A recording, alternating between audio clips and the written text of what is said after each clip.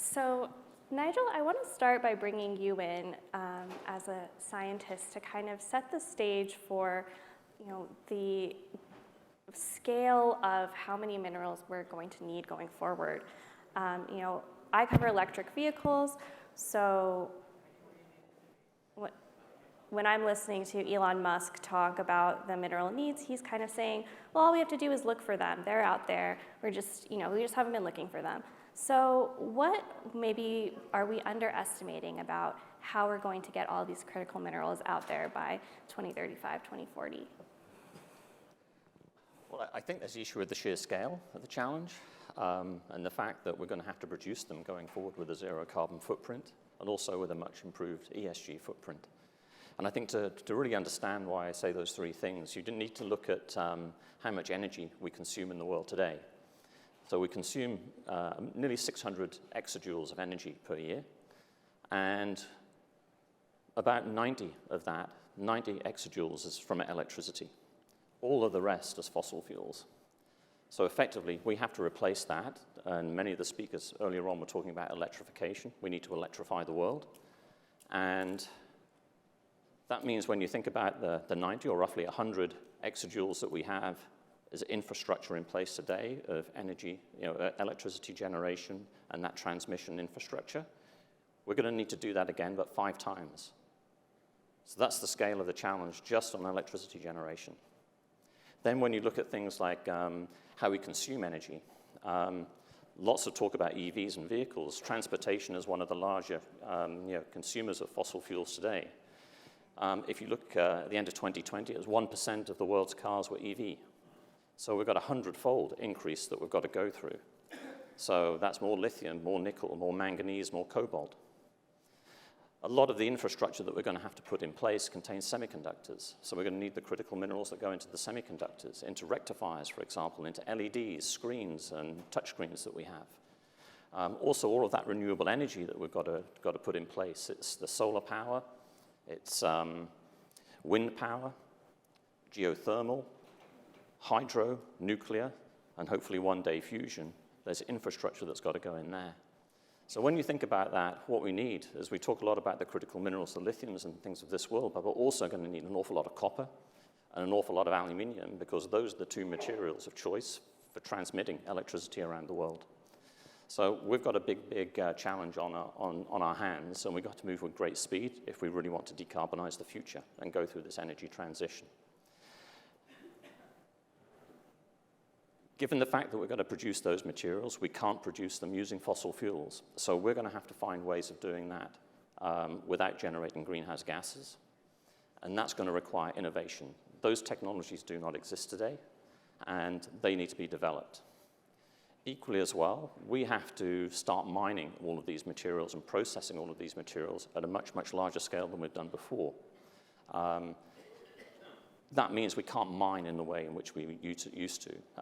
We've got to find better ways to mine, to really mine and process with a much, much improved ESG footprint. Otherwise, civil society will not be supportive of this sort of change because it impacts them locally, particularly communities around where these mines exist. So the ESG perspective is also very, very important.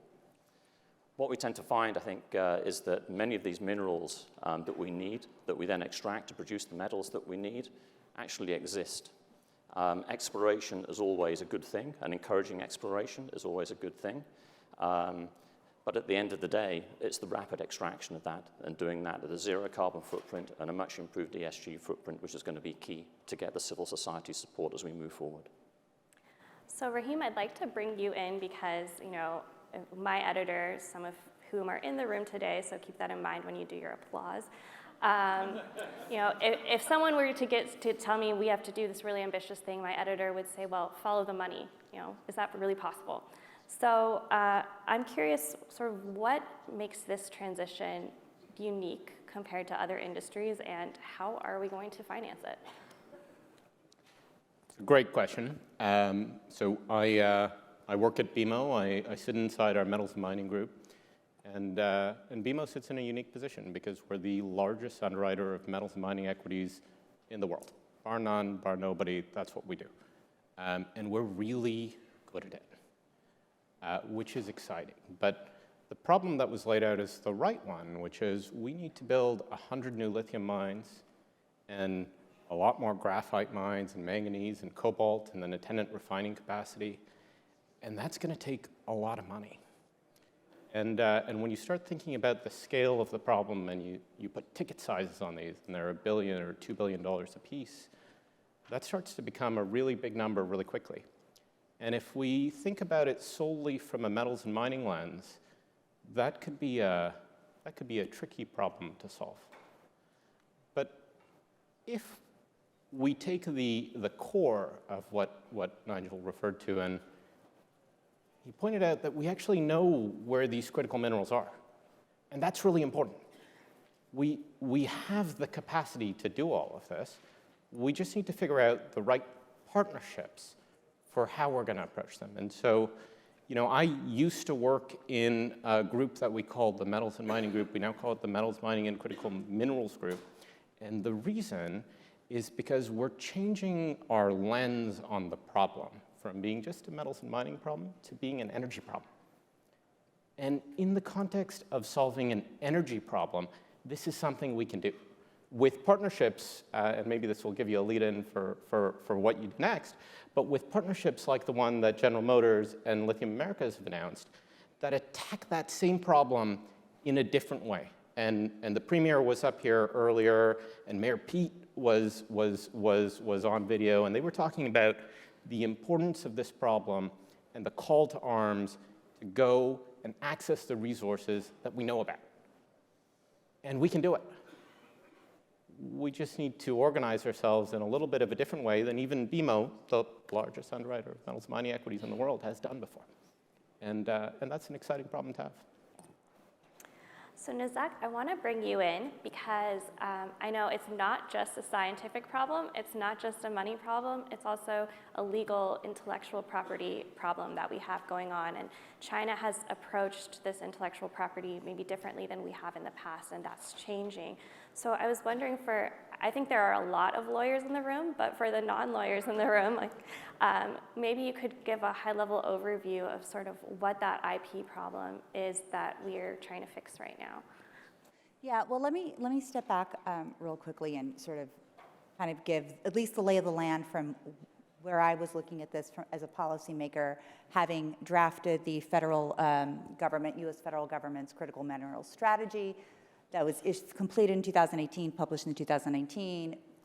President Trump issued the executive order in October 2020 on critical minerals. I had done the first iteration of that in June of that year and then worked with the White House to complete it. And the reason I say all this is because look at where we are now, right? The U.S. government has proposed to do all of these fantastic things to really incentivize investments, IP, et cetera, in the United States, and certainly in collaboration with our allies. And we're now in 2023, and the elements of what the US government has talked about doing and has publicly stated it was doing, we've fallen enormously behind, right? And so then the question is for, a prior policymaker who's still influencing US policy today, why haven't we executed in the way that we had set out to, and what more do we need to be done? Which goes to a second point of this important discussion, which is market signals, right?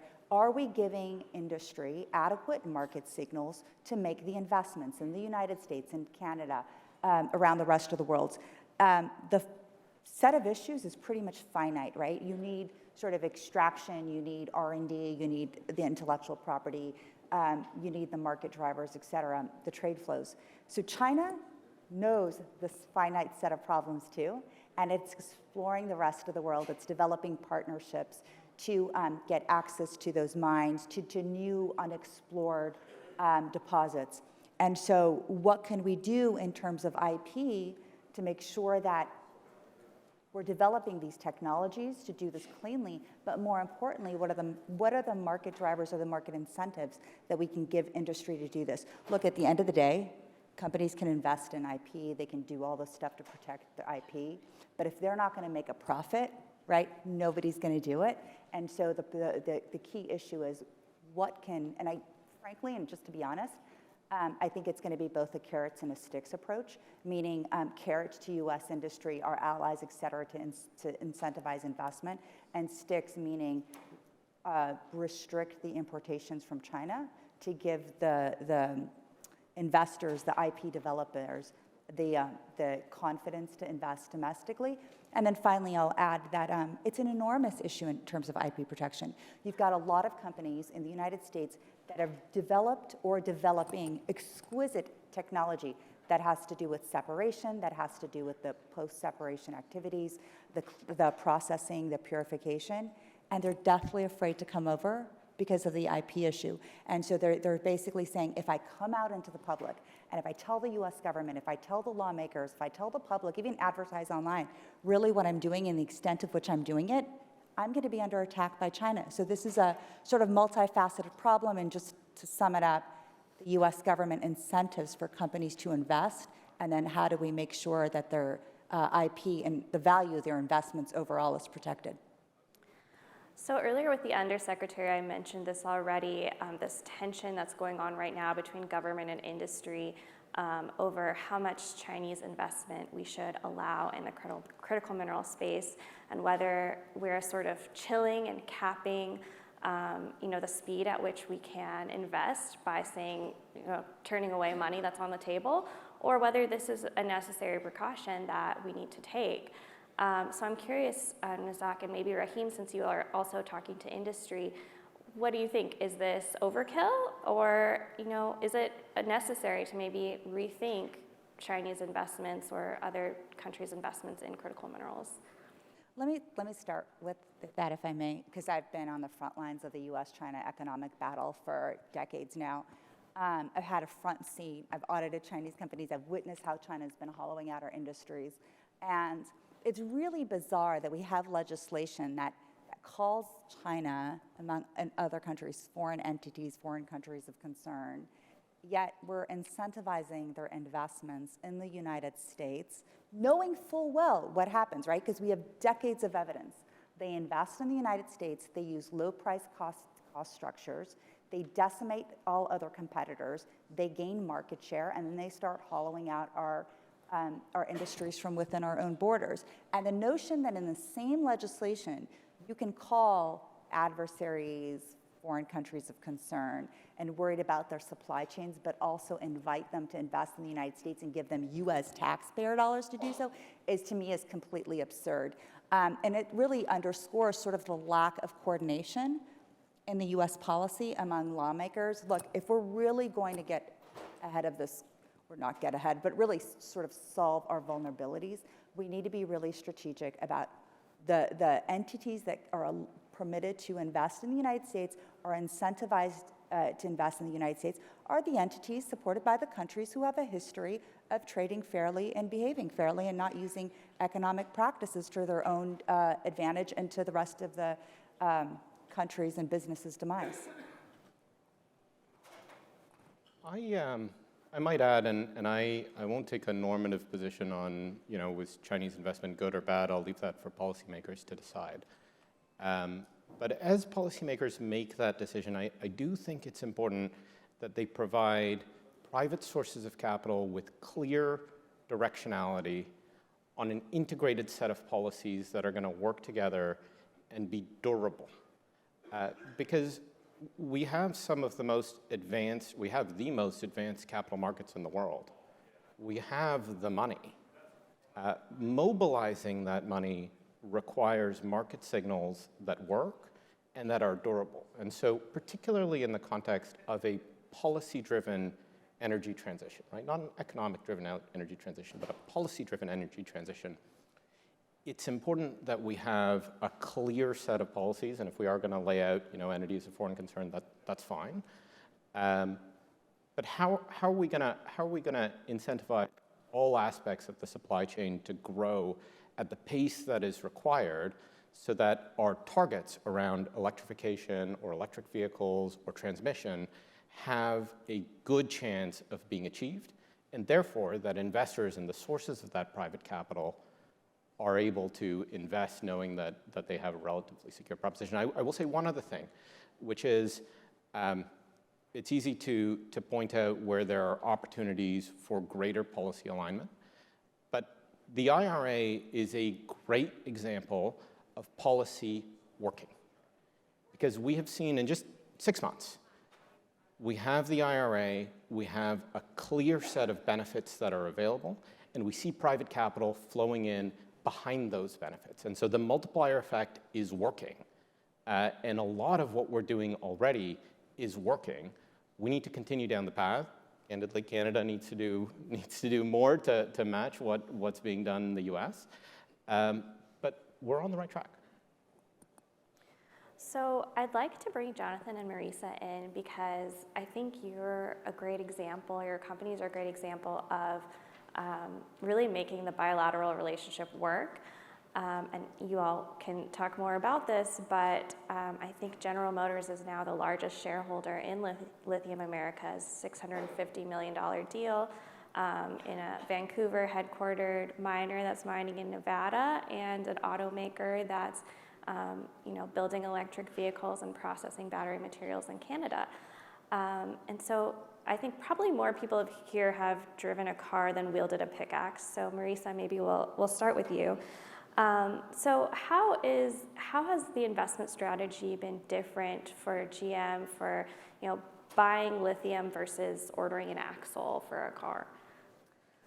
Yeah, so the way we're looking, it's not a traditional supply agreement where we write a statement of requirements, send it out, and we get suppliers bidding on that, right? We've been laser focused on the transformation of the electric vehicle industry here now for years, and we've been investing accordingly. So we have our Ultium platform. We understand exactly how many critical minerals we need. We have secured the volume of material we need to build up to 1 million vehicles, electric vehicles, by 2025. Now we're focused on the next decade beyond that. So we can really get to the point of achieving, eliminating tailpipe emissions from our light duty fleet by 2035.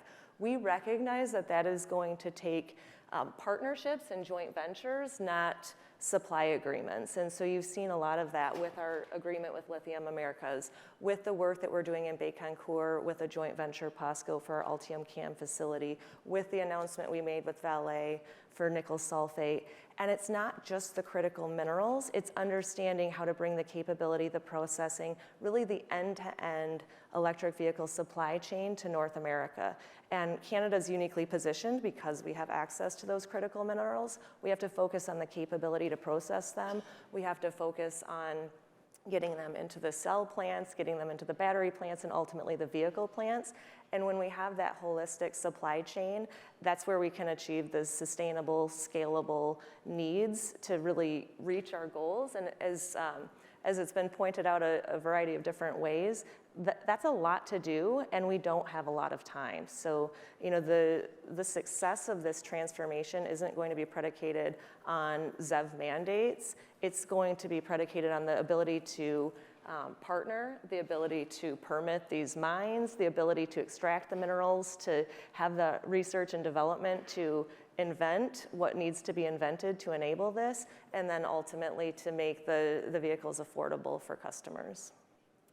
So, some people in the room might disagree with me, but I think a lot of the times I hear about the bilateral US-Canada relationship when I'm doing interviews is this fear that Canada has been a resource-based economy focused on extraction and just shipping those raw materials somewhere else that's creating all of the IP, getting all the value added for what's ultimately being made, and that Canada is just seen as a branch of the US or a branch of US companies.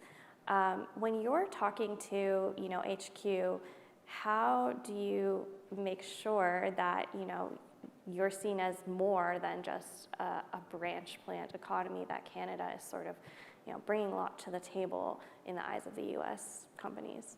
Yeah, I think the Canada-US automotive industry has been deeply, deeply integrated since 1960. The value that Canada brings to the industry, I think, is well established, but certainly we're on the brink of a new opportunity, a generational opportunity here, and I am focusing on bringing the capability of not only access to the minerals, but the processing of the minerals, And then when you put them into a battery pack plant and you have the vehicle manufacturing plant all in the same province, and we've talked about how much trade happens every day across borders. I think there's opportunity with our supply base to reinvest in Canada. And I see a renewed focus, both with the IRA incentivizing the production of vehicles, whether it's in Canada, whether it's the raw materials from Canada. This is a huge opportunity for Canada, and quite honestly, it doesn't take a significant amount of advocacy with my headquarters because they see the value that Canada can bring. We've been investing. We just opened the first full-scale electric vehicle plant in Canada in Ingersoll, Ontario. We're really proud of that. So at least from General Motors' perspective, we're all in on the vertical integration of the battery, the supply chain. We see Canada as an integral player in that North American economy, and we're just anxious to show that we can scale quick enough and that the energy generation and the infrastructure can keep up with our goals. May I add to that real quick? Yeah, of course. So obviously this is sort of with the deposits globally, right? We've got to all work with our allies, but kind of to underscore the U.S.-Canada relationship, I don't know if most people in the audience are familiar with the Defense Production Act Title III authority, which is by the U.S. Department of Defense. It grants awards to companies that are investing in the industrial base. It doesn't have to be defense industrial base. A lot of the innovations today come from the commercial sector that feed the military. The U.S. Department of Defense has been doing a lot of work and pumping a lot of awards to critical mineral companies. It's sort of recently lifted the cap of 50 million higher for critical minerals type activities. But importantly, the title, at least for this discussion today, Title III also supports investments in Canada, right? That really underscores the U.S.-Canada relationship in solving these really complex supply chain problems. The U.S. government has lots of other loan guarantee award programs. It's really important that we start emulating and those who are stakeholders who care about this start advocating for better use of U.S. Financial incentives to help build out the ecosystem and the supply chain with Canada too, like the way Title III is doing. John, I can imagine you've been on the edge of your seat waiting to jump in, because I know we've already talked about so many things that you know about and are experiencing and have opinions on. So maybe we'll start going all the way back to the conversation with the Undersecretary and talking about community buy-in and rethinking mining and changing how mining is viewed and how it's done compared to how it was done 50, 60 years ago. So when you're going through that process of trying to, convince the community that, this is not going to be the type of disastrous mining that they've seen in the past, what are the technologies that you're putting in place that are sort of building a different kind of mine? Well, first I'll start off that it takes several years before you get in permitting and organized engagement with the community, in our case, not only the local community, but also the tribal community, which is about 30 miles to the north. We have identified with them really infrastructure that they have requested and think they will need as those communities grow, as jobs come in, not only for the construction of the project, which has already started, but also as permanent full-time employees. And that investment is in excess of $30 million, things like school, daycare and preschool on the reservation to allow both spouses to work. Wrapping that around what needs to happen within the project itself right from the very get-go of the design, Nigel had mentioned, so being carbon neutral. We're co-located with the reagent plant, which is an extra $350 million on site, because the waste heat from that provides more than half the power that we need on a daily basis. The rest is wheeled in from the Pacific Northwest, and it's hydro. The water systems that we use, we're zero liquid discharge. We recycle each drop of water we use more than 7 times. We use the latest emission controls technology. Our plant, which while it's very large, is about equivalent to an idling pickup truck when it's running. Extra things like lining of the waste rock pit, which isn't required by permit, but is good practice. If you add all these things up, it's in excess of $400 million of investments that have been done to go above and beyond what the requirements are from just a permitting standpoint. And then additionally, the community investments are important in that a lot of these projects are located in areas that are very rural. So we're in northern Nevada, we're in Humboldt County. Humboldt County has 16,000 people in it. The county is about half the state of Connecticut in terms of size. 10,000 of those people live 35 miles away in Winnemucca. So you're actually building communities. You're bringing jobs, good paying jobs. These jobs pay in excess of $90,000 a year in communities, especially tribal communities where the average income is below $20,000 a year.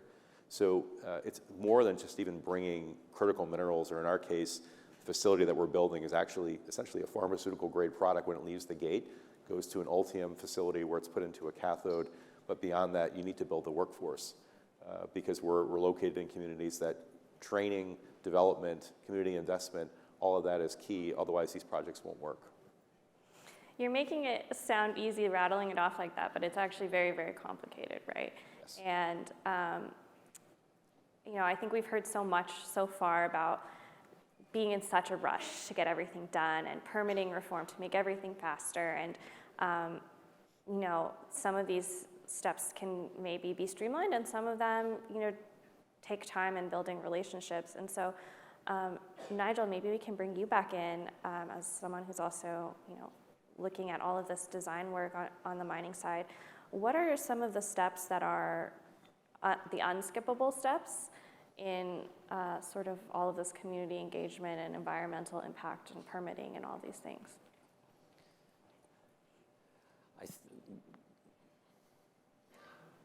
Maybe I sort of step back a little bit and I think about, well, what else could we start doing differently first? And I think one of the best practices that we're starting to see emerging is for mining companies to start to look in a lot more detail at what's actually in their ore body and what we're already mining, because we're already you know, disturbing the environment.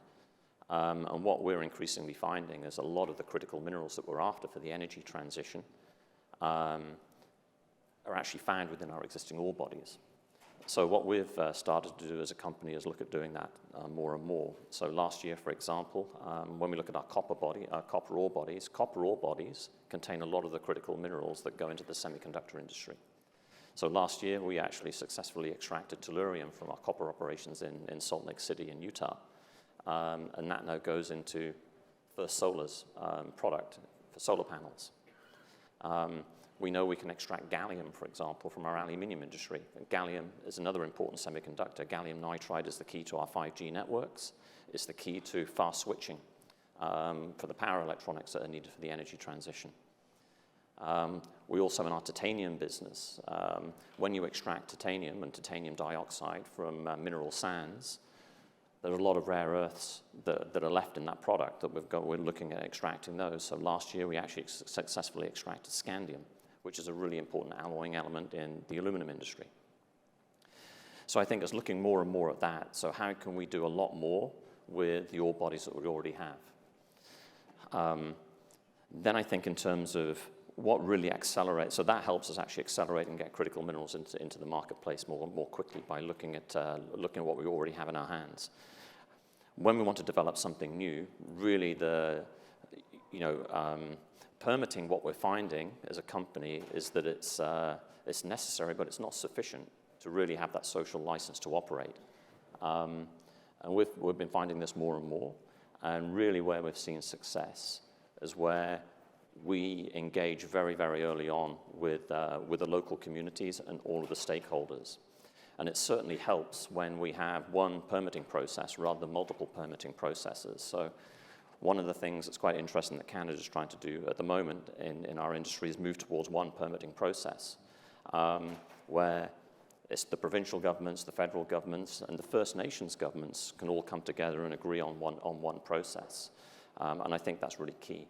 But in that early engagement with, particularly with the local stakeholders who are impacted the most by a mining or a processing operation, the key thing is to start to get them involved in the design of the process so it becomes something that's acceptable to them. So really to move with speed, there's certainly a lot that we can do in permitting to take out a lot of waste between each of those steps.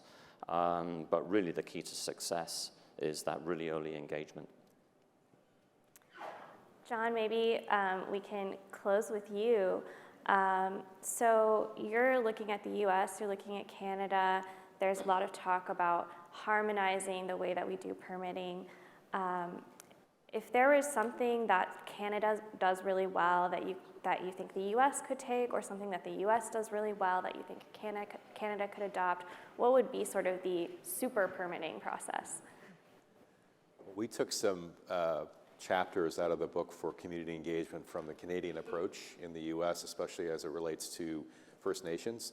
The U.S. approach is different in that it's consultation versus consent. So we actually have one of the few free and informed prior consent agreements with the closest tribe, which I mentioned is about 35 miles to the north of us. And I think that's a helpful approach, and one that's often not taken in the past in the U.S. In addition, Canada has more hard limits on time for permitting. You get a yes and no answer quicker, where in the U.S. it could, depending upon the judge, can go on for a very long time. And Canada has also some limits around appeals, where the process is closed, new plaintiffs that weren't involved the first time around can't join, and so forth. Those are all good things that I think the U.S. can integrate into its own permitting itself. One of the reasons why companies are a little bit risk averse in the U.S. is because they don't know when their return on their investment is going to be. So based on that, the U.S. government has stepped up. Like the Loan Program Office is amazing. It's the lowest cost of capital in the world. You can get a loan for 10 or 12 years with a 10-year Treasury note with no spread. And you've seen the loans come out, whether it's $2.5 billion for GM and LG, $2 billion for Redwood. Not saying the Canadian government should necessarily use those same numbers, but funding is always an issue because companies are usually small in this space. This space, and I'm not a mining person by training, I'm a chemicals and materials person, but I've learned enough second stint now in the lithium business. The mining industry, a lot of companies that they form, they're small, they do the exploration, and then usually larger companies come in and gobble them up. It's sort of a tech approach, if you will. That's not necessarily what happens in the U.S., and generally funding becomes a real issue. Where our market cap is $3 billion, I'm building a $2 billion project in Nevada. Now, General Motors has taken an unconventional approach to secure their future, in that they've actually invested in the company. However, in the future, they can redeploy that capital someplace else and go on to the next thing that they're going to need. But underlying that also is a U.S. government loan, which is very sizable and the longest pole in your financing tent, which you can't compete with that type of financing rate anywhere in the world. So a little of that in Canada, along with, I think, some of the more rote approach to permitting with limits, time limits and so forth, but also how you approach First Nations, I think would be a great mix and could help actually move things forward across the continent. Well, not only did we all win musical chairs, but we are 3 questions ahead of schedule. So I'm going to throw in a rapid fire round. So I'm curious if you woke up tomorrow and you were President of the United States or Prime Minister of Canada, what would be the first thing on your agenda for critical mineral industry reform? Maybe you'll start with Nigel and go down. I think simplifying the permitting process. So there's one permits and one permitting process, and making sure that all of the the key governments involved, the First Nations governments, the federal governments, and the provincial or state governments were all aligned with that. I think that would be one certain big step, and that all of those agencies were actually active participants in the work with the local communities to work at sort of co-designing how we successfully extract these much-needed minerals and metals that are required for the energy transition. It's really a partnership is what we need to think about. I would say alignment and harmonization between the two countries, and also staying true to the intent of, really truly bringing the research and development and the talent and the capability to North America, and instead of gutting our industrial capability in this continent, really doubling down and making sure that it's sustainable. So I've got 6 points to Jonathan's points. Permitting, much better permitting in the United States. Expand our mining and exploration capabilities globally, of course, in partnership with allies. more and more investments, protecting the value of the investments. Number 4, market protection. If companies are investing in the US, Canadian, or allies markets, how do we give them certainty that the value of their investments are protected in the long term, not just the near term? 5th point, international collaboration and technology sharing globally. This is a global issue. Deposits are global. We need to be working with our allies there. And then finally, recycling. Really ramp up our recycling capabilities so that we're able to leverage all the resources possible to make sure that we have adequate supply to meet our growing demand. Yeah, I think in our prep call you mentioned like licensing critical mineral IPs like across all of the allies. I thought that was very interesting. I hadn't heard that before. John? Hard to add on to all of these things, but I would step back a little bit, and I think both governments need to accept the fact that you need to do this holistically in terms of not only the mining and extraction, but also processing. I've often heard that, well, we just need to do more processing here. China doesn't have a lot of good lithium deposits or a lot of other deposits. They actually get it in from other places. In the case of lithium, it's from Australia, and they do the processing. We actually have all the ingredients. Canada has vast deposits of spodumene that are yet unexplored. The US has the same. But it doesn't work if you want to close your eyes and ears, and I don't want to deal with a part that is either politically a minefield to some constituents that I have, or it's a tough issue to solve. Now, we talked about permitting reform, community relations, and so forth, but to have the national and energy security we're looking at, you need to do both here. We have all the ingredients for a great meal. If we choose not to do it, it's because we don't want to. All of this was developed in North America. Even going back to lithium iron phosphate batteries, that IP came from North America.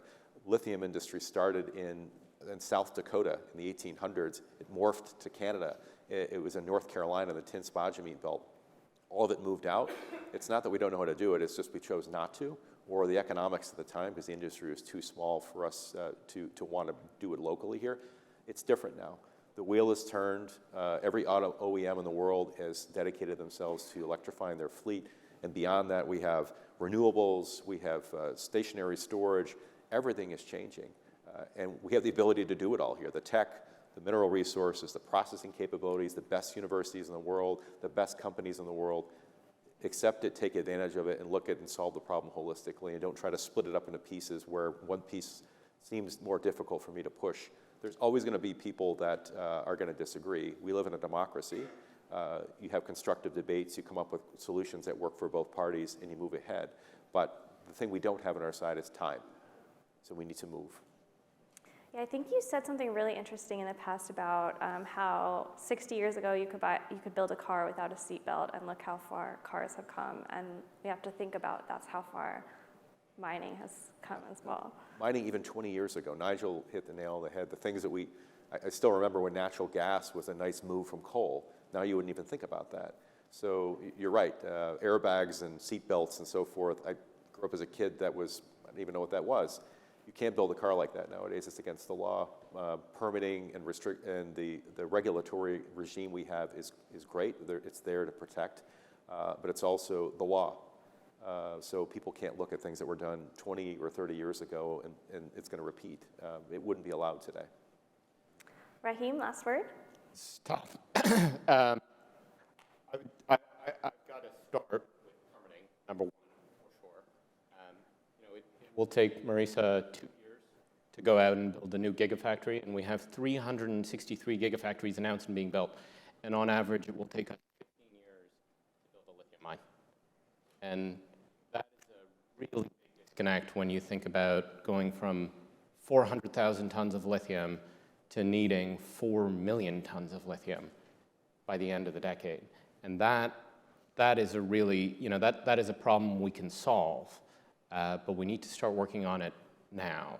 The second, I'd say, and this is to the point that Nazak raised, is durability of our commitment. Because along that pathway to the end of the decade, we're going to hit hiccups, right? Those 363 gigafactories that we're building, not all of them are going to have material to put in the front end. And when that happens, are we going to stay committed to this course of energy transition or not? And anything that regulators can do to give investors certainty that we're going to stay the course, including after the next election or the one after that, that's really helpful.